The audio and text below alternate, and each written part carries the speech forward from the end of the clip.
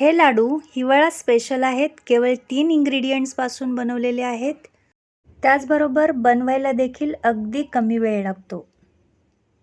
Hello friends, cook with Sharada Bade या आपल्या YouTube चॅनलवर तुम्हा सर्वांचं स्वागत आहे. हिवाळ्यामध्ये लहानांपासून थोरांसाठी उपयुक्त ठरणारे लाडू आज आपण बनवतोय. तर त्याकरता येथे मी अनपॉलिश म्हणजेच विना पॉलिशचे सफेद तीळ घेतलेले आहेत. तर 2 बाउल तीळ येथे आपण घेणार आहोत.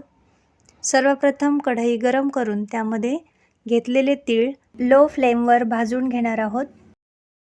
तीळ सतत हलवत भाजून घ्यायचे आहेत. हलकासा रंग बदलला किंवा तिळांचा तडतड असा आवाज यायला सुरुवात झाली की तीळ काढून घ्यायचे आहेत. साधारणतः 2 ते 3 मिनिटांमध्ये तीळ भाजले जातात. त्यानंतर हे एका मोठ्या पसरट अशा ताटामध्ये काढून थंड करून घेऊया. सेम कढईमध्ये 2 बाउल इतके शेंगदाणे आपण भाजून घेऊया. हे सुद्धा लो फ्लेमवर आपल्याला भाजून घ्यायचे आहेत.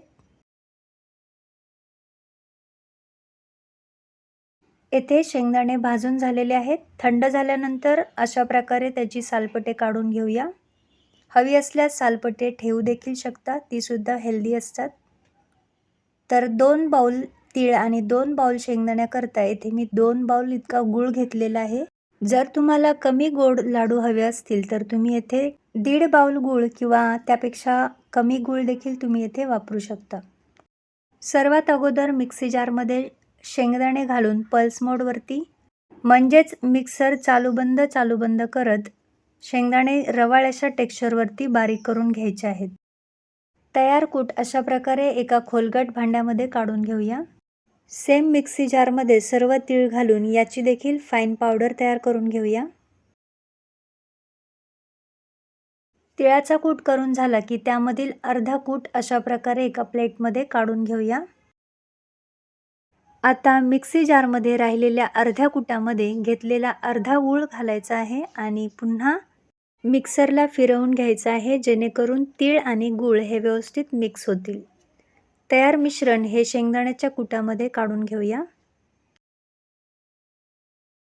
सेम पद्धतीने राहिलेल्या तिळामध्ये गूळ मिक्स करून घेऊया.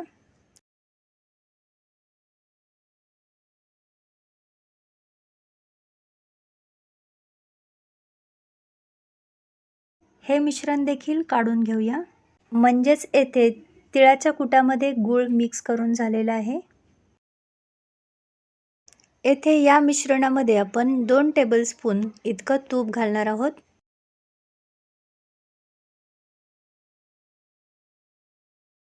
त्याचबरोबर पाऊण टेबलस्पून इतकी इलायची पावडर देखील घालणार आहोत.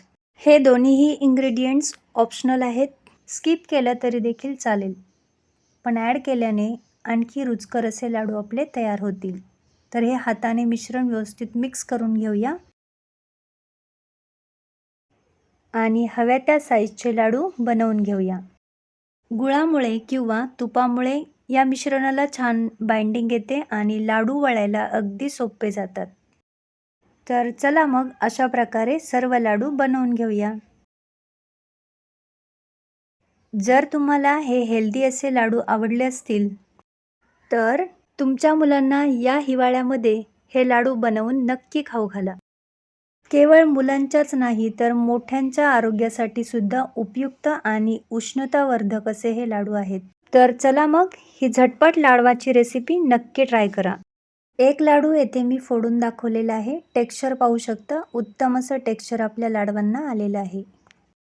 जर तुम्हाला रेसिपी आवडली असेल तर लाईक, त्याचबरोबर चॅनलला सबस्क्राईब करा.